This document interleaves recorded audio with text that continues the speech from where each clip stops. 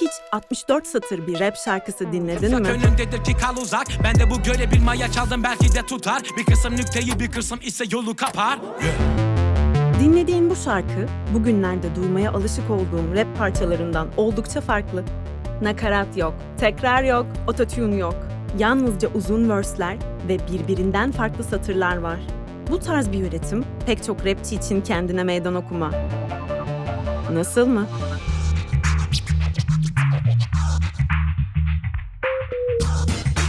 Türkçe rap sahnesinden ünlü isimler. Göko, Da Poet, Barry Allen gibi öne çıkan prodüktörler. Red Bull 64 Bar serisinde hedefleri 64 satır boyunca konu bütünlüğünü korumak, müziğin akışını dizayn etmek ve dinleyiciyi şarkıda tutabilmek. Rap müzikte oluşturulan bir bar, beat başına 4 sayıma denk geliyor. Bu 64 satırlık bir şarkıda yaklaşık 3 dakikalık söz yazımı demek. Dinlemeye alışık olduğumuz rap parçalarında hooklar ve nakaratlar yer alıyor. Ancak Red Bull 64 Bars matematiğinde bu öğelere yer yok. Tek nefeste okunan satırların arkasında yaratıcılıktan ve hikaye anlatıcılığından izler var. Sarıldığında umut gitmez, bak gelirse bir daha. Elin tutmadıysa kalem, tutmak istediyse silah. MC'lerin esin kaynağı günlük hayatta gözlemledikleri, anlamlı buldukları ve anlatmak istedikleri hikayeler. Başvurulan malzeme, kimi zaman rap dünyası içindeki varlığını ve rap yapıyor olma halini anlatmak oluyor. Kimi zaman da kendi geçmişine yönelmek. Son 10-12 yılın özeti diyebilirim şarkının konsepti, hikayesi. O zamandan bu zamana şöyle bir özet geçeyim. Ben ne yaptım, neler oldu, hafızamda neler var, gözlemlediğim neler var. 64 satır şarkılarda hikayenin yanı sıra söz yazım becerileri de önemli.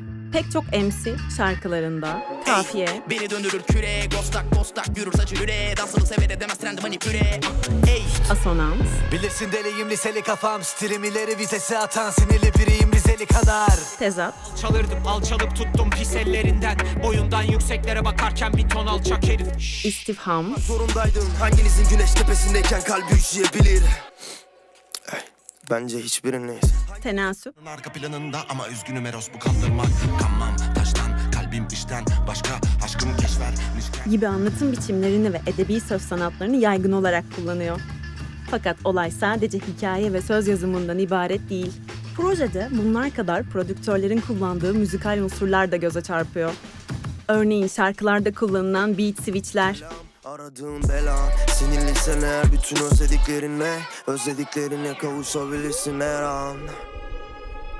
Yeah. Gece yarı beat 12 club, elmas yiyeceğim ulan utanmasam. Gezer kapı kapı Dariri'den 8 oda otel 8'i de biziz. Kritikal yeah. Naps. Çatı kasta olamazsın mafya. Ateş etmemişsin keke, bulundurmak hobi ya. Kırılır kavanoz, dağılır her yere her şey. Yerde duranları topla, alabildiğini al sonra koy. ya da Ceza'nın da dediği gibi yaratıcı flow'lar. Aynı melodiyle ve aynı flow'la akan kısımlar var. Orada biraz böyle yaratıcılığımızı konuşturduk aslında. İdrakıt mevzu trajik, hepsi insanlıklı bir vampir değil, sözler gözler didaktik. Kafi ben Tokya, aynen ye. İlk öncelikle İstanbul değil lan, karalıyım bir lan. İkincisi genelde karada değil ama thinking lan ya.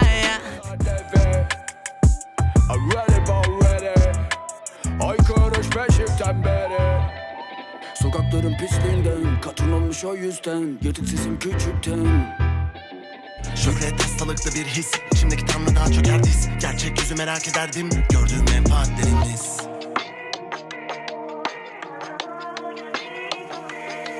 Çıktı kafamda billodo, sattım sakız gibi Xanax. Bence değilsin bir Alex Asman. Tüm bu yöntemler müzikal akışı daha ilgi çekici ve zengin hale getiriyor. Anıl Piyancı stüdyodan ayrılırken halinden bayağı memnun görünüyor. Eskisine göre baktığımızda 2 şarkı yapıyor. Günümüze baktığımızda Trap'i sayarsak 4 şarkı yapıyor neredeyse. Baktığında uzun süre rap söylemek de bir o kadar keyifliymiş. Eskisi gibi hissettim yani. Daha old school hissettim bugün. Red Bull 64 Bars, Tankurt Manas'ın deyimiyle salt rap, Hayki'ye göre akıcı ve vurucu olunması gereken bir süreç.